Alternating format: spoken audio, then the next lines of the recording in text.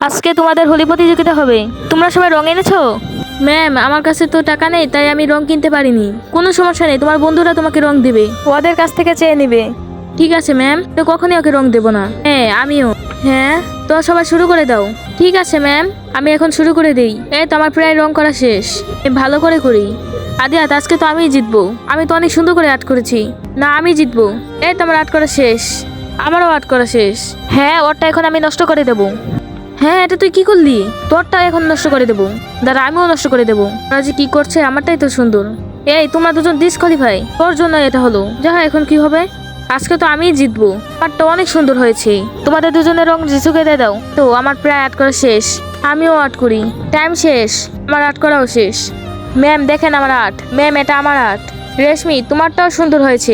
কিন্তু জিসু খুব অল্প সময়ের ভেতর আর্ট করছে, তাই প্রতিযোগিতায় জিসু উইন হয়েছে।